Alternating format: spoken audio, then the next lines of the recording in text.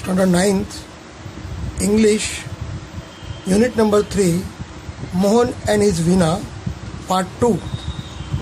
Part 1માં આપણે ભણ્યા કે કઈ રીતે મોહન અને એની વીણા દ્વારા એણે દુનિયાભરમાં પ્રખ્યાત બન્યા અને મહાન પંડિત બન્યા.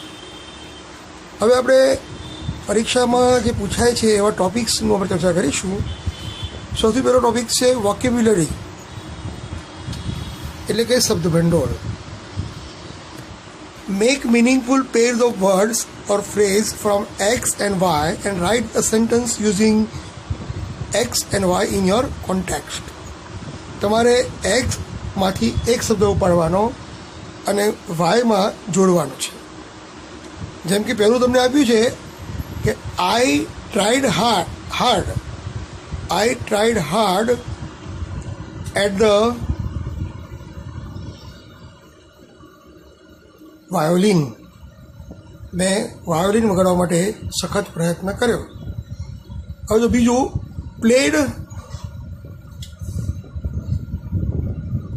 આઈ પ્લેડ ગિટાર અથવા મોહન પ્રેક્ટિસ્ડ ગિટાર. ત્રીજું વાક્ય ગેધરિંગ એટલે એકઠા થવું. ફેમિલી મેમ્બર્સ એટલે કે ફેમિલી મેમ્બર્સ અથવા gathering of family members where a big festival. Turning point of his life and changed his belief. Megha expressed his vision એટલે દ્રષ્ટિકોણ. મેઘાએ પોતાના દ્રષ્ટિકોણ ઇન ડિટેલ ઊંડાણથી સમજાવ્યા. V2માં તમે જુઓ, તમને એક ઈમેલ આપેલો છે અને એ ઈમેલમાં તમારે ખાલી જગ્યા પૂરવાની છે. એમાં જુઓ, પહેલાં ટુ એટલે તમારે જેને ઈમેલ મોકલવાનો હોય એ વ્યક્તિનું ઈમેલ એડ્રેસ મૂકવાનું છે. AZN3456@gmail.com. એ સબ્જેક્ટ એટલે કે ઈમેલનો મુખ્ય વિષય શું છે? અટેન્ડિંગ અ મ્યુઝિક કોન્સર્ટ એટલે કે સંગીતનો પાર્ટીની અંદર હાજરી આપવી. Hi Anjana, I went to a great musical concert last night. તમે ઉપર જે શબ્દો આપ્યા છે એ શબ્દોને તમે નંબર લખી રાખો એટલે ખ્યાલ આવશે. 4, 5, 1, 3, 2. હવે આઈ went to a great musical concert last night. Number 1, I enjoyed the performances of artists, especially Mohan. મેં મોહન નામના કલાકારની બરાબર પરફોર્મન્સનો આનંદ માણ્યો. He played on his Veena melodiously. તેણે પોતાના વીણા ખૂબ જ મધુર રીતે વગાડી. I was very much impressed by his style. હું એના સ્ટાઇલથી ખૂબ જ પ્રભાવિત થયો. So I determined, number 4, determined to learn such an instrument to play on in future as I am interested in music. I determined મેં નક્કી કર્યું to learn such an instrument, સંગીતનું કોઈ સાધન શીખવાનું નક્કી કર્યું. To play on is future in future ભવિષ્યમાં. એઝ કારણ કે I am interested in music. V3, underline the words with the nearest meaning. નજીકનો અર્થ બતાવતા શબ્દો લખો. ઇનકોર્પોરેટ એટલે ઇન્ક્લુડ સમાવેશ કરવો. એસ્પેક્ટ એનો નજીકનો અર્થ થશે સમાનાર્થી ફીચર. ડિપ્રેસ્ડ એટલે નિરાશ, તો સેડ. એપ્રૂવ તો એનું એપ્રિશિએટ, એપ્રૂવ એટલે વખાણ કરવા, એપ્રિશિએટ એટલે પણ વખાણ કરવા. એક્સપેરિમેન્ટ્સ પ્રયોગો, ટેક ટ્રાયલ. ઇન્સ્ટ્રુમેન્ટ સંગીતનું સાધન, તો ડિવાઇસ. કોમ્પ્રિહેન્શનમાં C1 mark the statement whether they are true or false. સાચું છે કે ખોટું એ તમારે લખવાનું છે. પહેલું વાક્ય, Mohan like guitar when he was 10 years old. જ્યારે મોહન 10 વર્ષનો હતો ત્યારે તેને ગિટાર વગાડવાનું ગમતું. Statement is false. Mohan's father did not approve his love for guitar. મોહનના પિતાએ તેના ગિટાર પ્રત્યેનો પ્રેમને સંમતિ આપી નહીં. યસ, ટ્રુ, સાચી વાત છે. Mohan's brother, sister and nephew. મોહનનો ભાઈ, એની બહેન અને એના ભત્રીજો were praised in the gathering. જ્યારે સમૂહમાં બધા ભેગા થયા હતા એવા પ્રસંગે બધાના વખાણ કરવામાં આવ્યા. Statement is true. According to one remark, sitar has depth of sound. એવું કહેવાય છે કે એક ટીકા ઉપરથી કહી શકાય કે સિતારનો has a depth of sound. એમાં જે ધ્વનિ છે એનું ઊંડાણ છે. સ્ટેટમેન્ટ ઇઝ ટ્રુ, સાચું. Mohan stop playing guitar after remark. જ્યારે લોકોએ નિંદા કરતા મોહને ગિટાર વગાડવાનું બંધ કર્યું. ના, ફોલ્સ.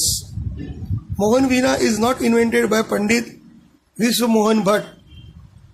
પંડિત વિશ્વમોહન ભટ્ટે ઇન્વેન્ટ કરી છે, શોધી છે. Statement is false. Mohan followed his heart's passion. મોહને પોતાના હૃદયના લાગણીઓને અનુસર્યો. Statement is true. હવે જુઓ, C2માં તમારે arrange this sentence in a proper order, તમારે ક્રમમાં ગોઠવવાનો છે. તો પહેલું આવશે, he was attracted to guitar. તે ગિટારથી આકર્ષાયા.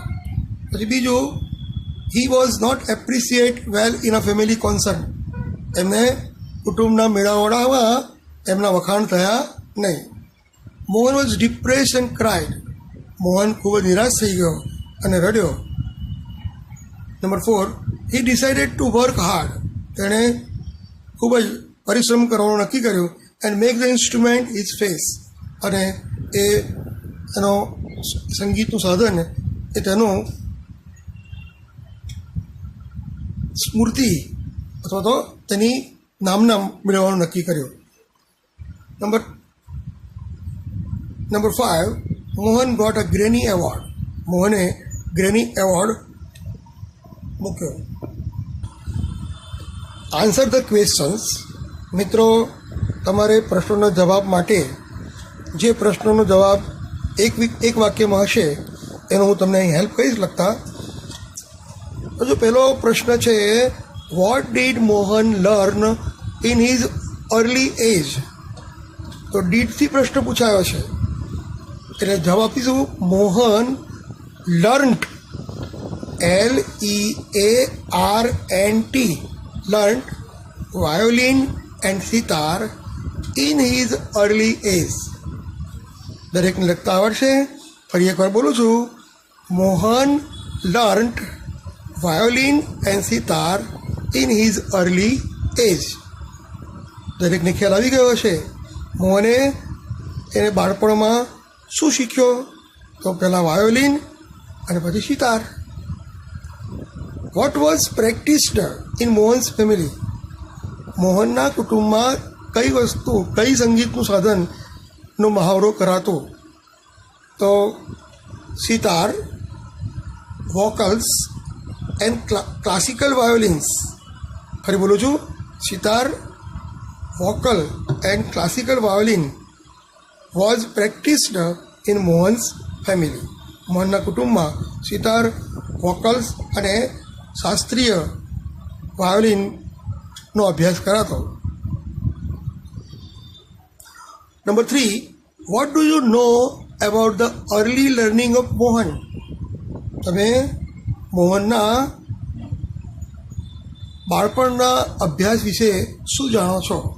મિત્રો, આના માટે આપણે પુસ્તકમાં અંદર જઈશું. Answer number 3, he. તમારે હીની જગ્યાએ શું લખવાનું? Mohan. Mohan was initially trained in a vocal music and then he tried his hand at violin. પહેલાં એણે વોકલ મ્યુઝિક એટલે શાસ્ત્રીય સંગીત વિશે અભ્યાસ કર્યો અને પછી તેણે વાયોલિનમાં હાથ અજમાવ્યો. વેન હી વોઝ અબાઉટ 10, જ્યારે તે 10 વર્ષનો હતો, હી સ્ટાર્ટેડ લાઇકિંગ સિતાર. તેને સિતાર ગમવા લાગી. તો આ તમારે answer number 3. Question number 4, make a list of some Indian musical instrument. ભારતીય સંગીતના સાધનો. તો પહેલાં સિતાર, સરોદ, વાયોલિન, તબલા, ઢોલક, વીણા. આટલા 5 લખીએ તો બહુ છે, વધારે લખવાની જરૂર નથી. ક્વેશ્ચન નંબર 4 ફરીથી રિપીટ કરીએ. મેક અ લિસ્ટ એટલે યાદી બનાવો of some Indian musical instruments.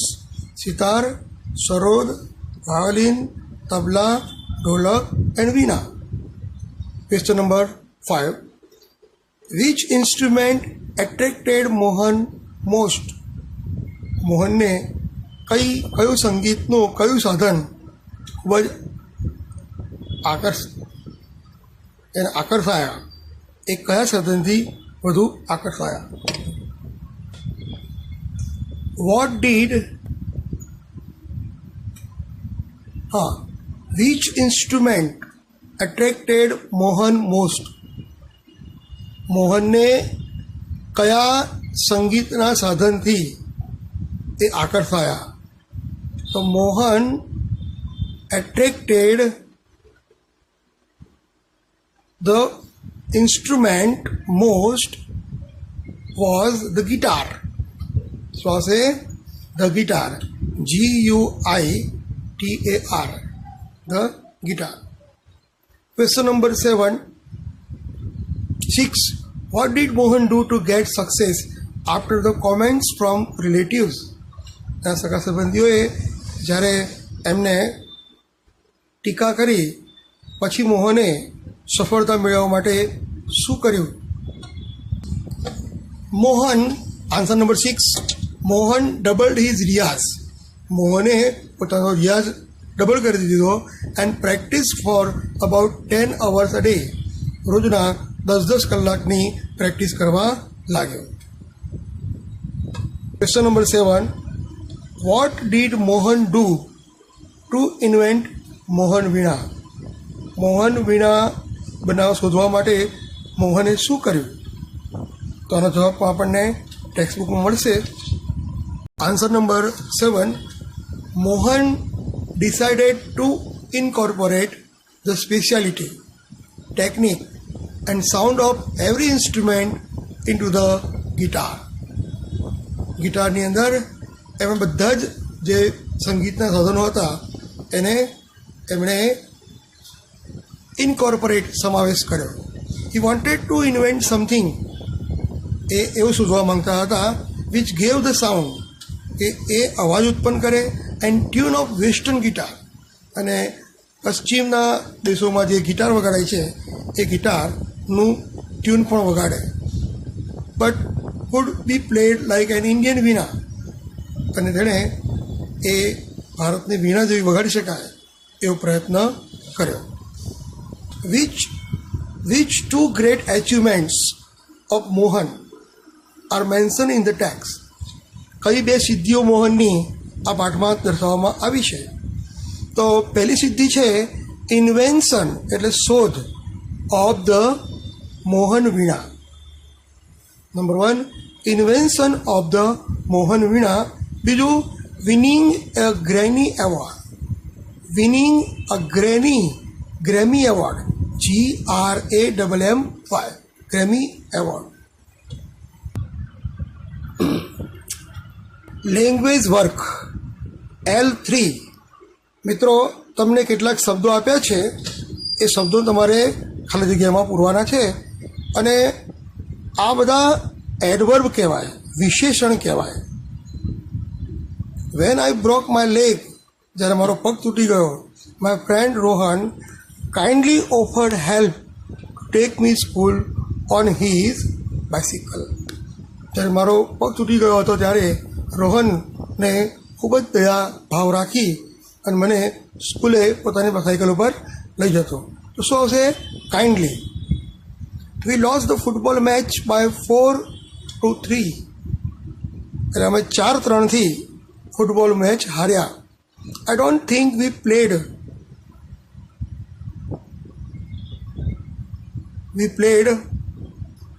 smartly, but the opposite teams played really. I don't think we played badly. અહીંયા આવશે badly, અને અહીંયા આપણે મૂકી શકીએ કે played really smartly. You are late, said Sneha angrily. સ્નેહાએ ગુસ્સે થઈને કહ્યું, વેર હેવ યુ બીન? તમે ક્યાં હતા? I am sure that the plan of bank robbery was made secretly by the thief. Bank લૂંટવાનું જે આયોજન હતું, પ્લાન હતું, એ ચોરોએ ખૂબ જ છુપે રીતે કર્યું. You drive the car quite dangerously. તમે કારને ખૂબ જ ખતરનાક રીતે ચલાવો છો. I won't be surprised if you meet with an accident one day. તમને અકસ્માત થશે તો મને કોઈ આશ્ચર્ય નહીં થાય. હવે L4માં જુઓ, તમને સમયદર્શક કેટલાક ક્રિયા વિશેષણ આપેલા છે અને આપણે એને ઉપયોગ કરીશું. What do you do on Sunday? તમે રવિવારે શું કરો છો? Nothing much. I usually sleep until 9. હું 9 વાગ્યા સુધી યુઝ્યુઅલી એટલે સામાન્ય રીતે હું સૂઈ જાઉં છું. Do you go to bazaar on Saturday evening? શું તમે શનિવારે બજારમાં જાઓ છો? Yes I do. I often go for playing volleyball. હું ઘણીવાર વોલીબોલ રમવા પણ જાઉં છું. Or I sometimes go to the garden. ઘણીવાર બગીચામાં પણ જાઉં છું. Do you drive to school? શું તમે સ્કૂલે કાર લઈને જાઓ છો? No, I never drive to school. હું ક્યારેય કાર લઈ જતો નથી. I always take the bus. હું હંમેશા બસમાં જાઉં છું. Vote do you do after class? Class પૂરા થયા પછી તમે શું કરો છો? આઈ ઓકેઝનલી ટોક વિથ ફ્રેન્ડ. હું મારા મિત્રો જોડે પ્રસંગોપાત મિત્રો જોડે વાતો કરું છું. Or I usually go home. અને હું સામાન્ય રીતે ઘરે જાઉં છું. Do you like new friends? Yes, I always like, but I love my old friends two. મને નવા મિત્રો ગમે છે, પણ મને જૂના મિત્રો પણ હું ખૂબ ચાહું છું. મિત્રો, આ રીતે પાઠની અંદર અગત્યના કોમ્પ્રિહેન્શન, વોકેબ્યુલરી અને લેંગ્વેજ વર્કનો અભ્યાસ કર્યો. હવે આ તમે તમારા નોટમાં લખી અને બરાબર સમજો અને તેને રિપીટ કરો. નેક્સ્ટ ટાઈમ આપણે નવું યુનિટ લઈશું. ત્યાં સુધી તમે આ લખી અને પ્રેક્ટિસ કરજો. Bye bye.